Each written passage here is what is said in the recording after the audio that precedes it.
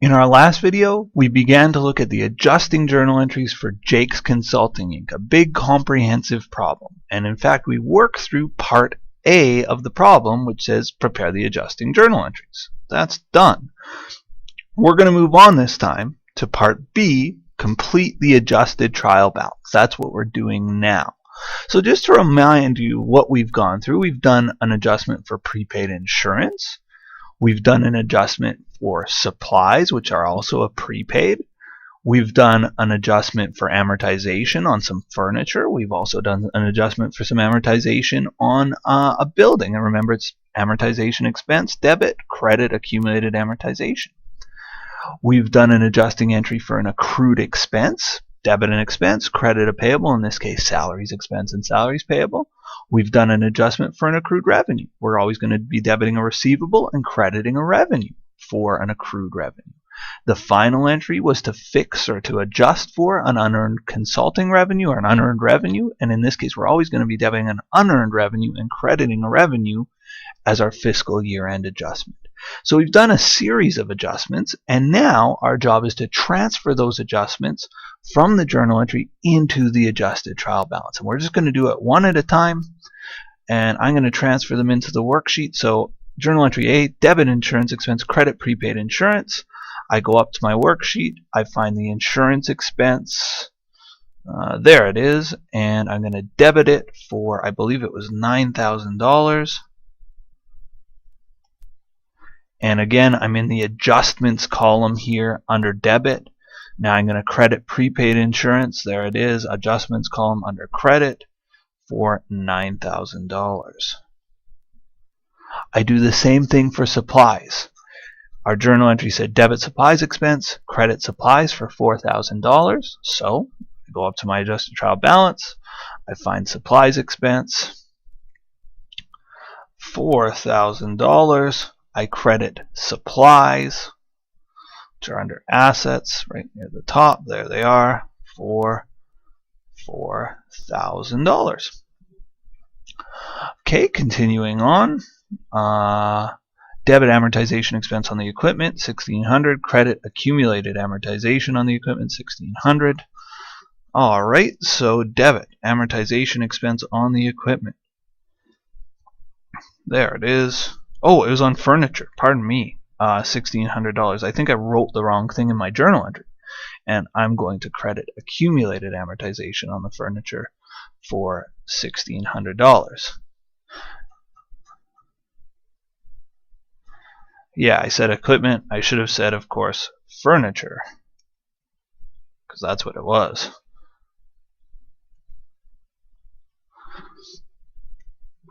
For the buildings, I debit amortization expense on the building, $3,000. Credit accumulated amortization building, $3,000. So debit amortization expense on the building, $3,000. And I'm going to credit accumulated amortization on the building for $3,000.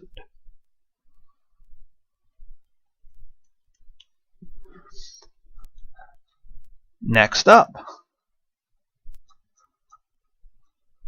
debit salaries expense, credit salaries payable, $2,400. So debit salaries expense,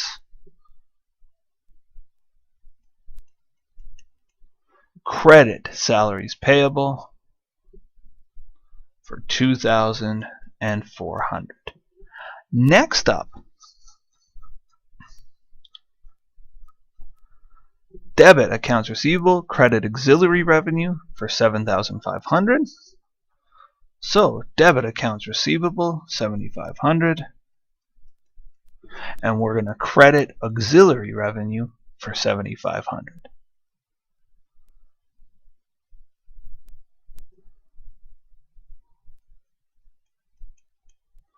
Next up, debit unearned consulting revenue, credit consulting revenue for $2,000.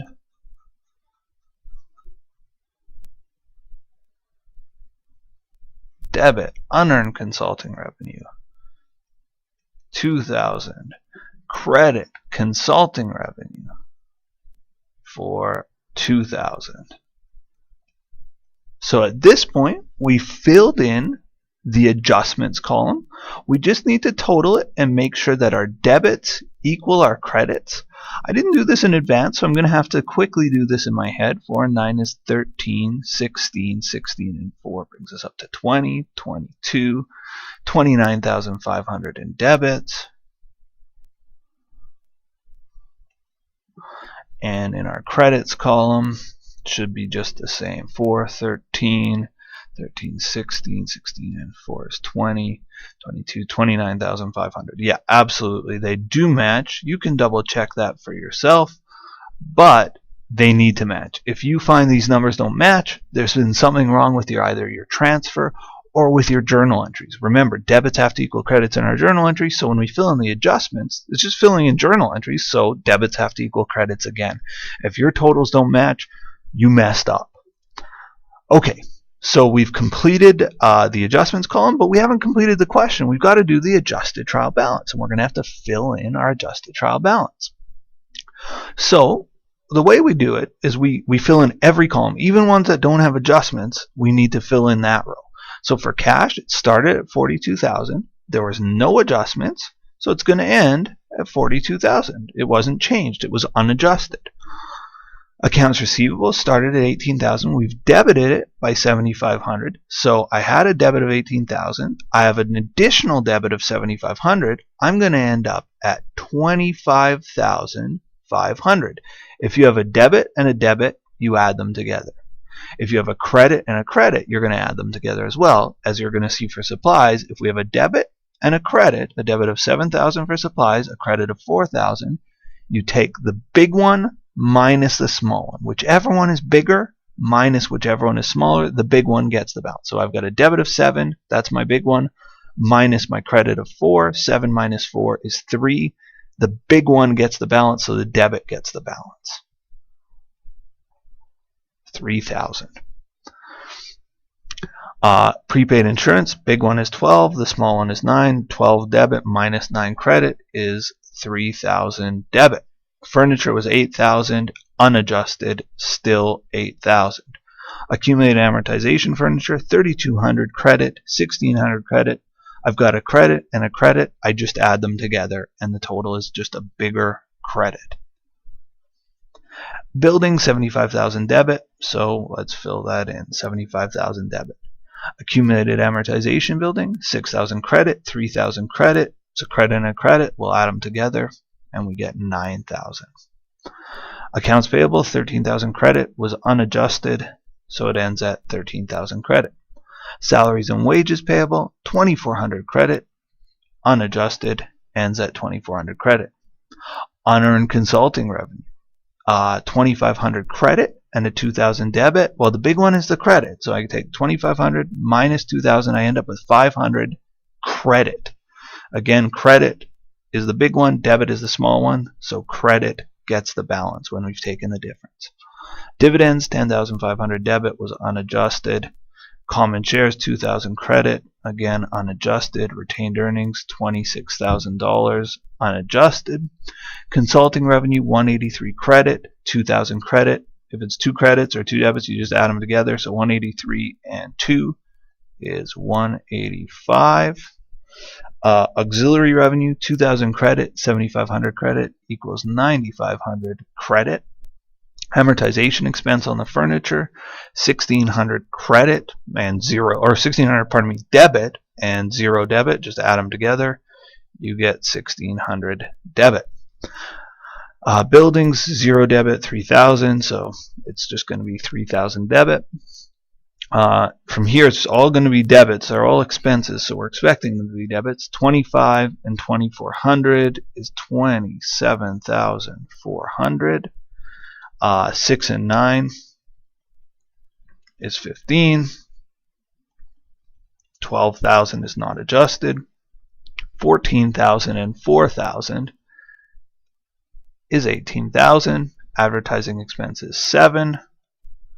Telephone expense is 1,200 unadjusted. And now we're done. But a key part here, the whole reason we're doing this is to make sure it still balances. If our unadjusted trial balance balances, Our adjustments balance, well, this has to balance. If it doesn't balance, it means we've done bad math somewhere. So we're going to have to add this up. I'm going to just use the calculator tool here in Windows.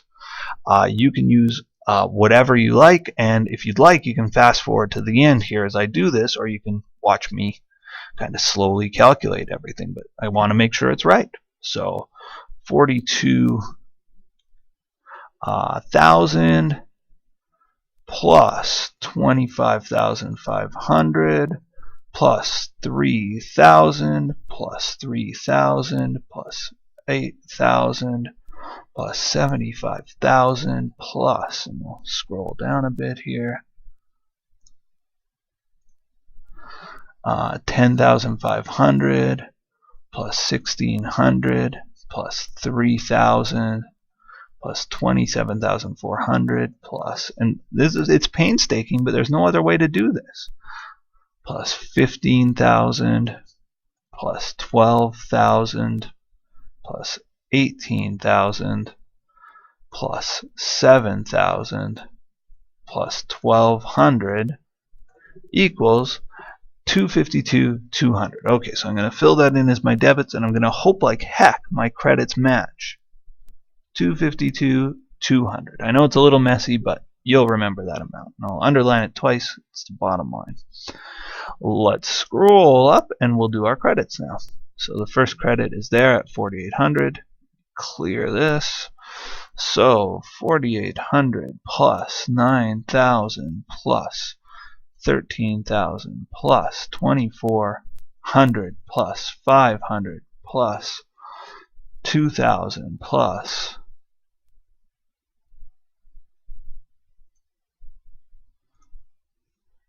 26,000 plus 185,000 plus 9,500, and I think that's it.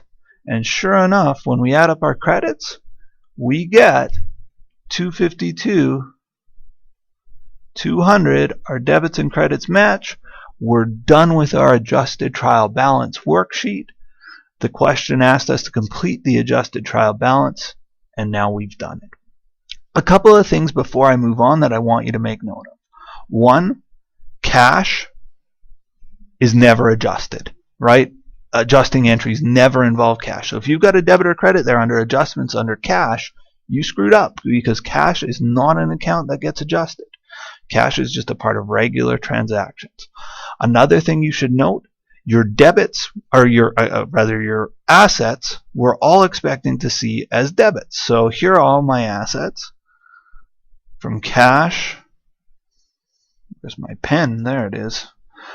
From cash all the way down to the bottom of accumulated amortization buildings. We're expecting to see these all be debits except for accumulated amortization, which is of course a contra asset account. And so sure enough, they all check out. I wouldn't want to see any credits in here by supplies or accounts receivable. It's pretty unusual. So these are my assets, and these should be debits except for accumulated amortization. My liabilities should all be credits, and here are my liabilities. They are credits, so that's good. My dividends should be a debit, and it is. My common shares retained earnings should be credits. My shareholders' equity accounts here should be credits, and they are. My revenues need to be credits, and they absolutely are. Here's my two revenues. And finally, my expenses need to be debits, and you can see all of my expenses are in fact debits. And if I had one that was not a debit, I would double check why. I would say, what was the adjustment I did that caused that not to be a debit? Because probably there's a mistake there. Expenses absolutely need to be debits. Okay, so we've worked through our adjusted trial balance. We're to the end of it. The next logical step would actually be to make financial statements from this. We would prepare an income statement, which is just a summary of revenues and expenses. And if I look right here, zoom out one more step, I've actually got an income statement right here because I have my revenues and my expenses, right? And revenues and expenses make up an income statement. Probably I could have used a different color, maybe red. Oop, red. Let's try it again. So there's an income statement sitting right there. I just summarize my revenues, summarize my expenses, get net income.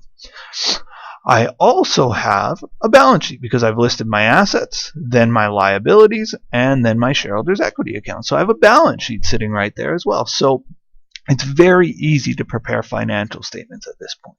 We're not going to do that in this problem, but what we are going to do is prepare a closing journal entry, and that's going to be in the next video. So please tune over to that one.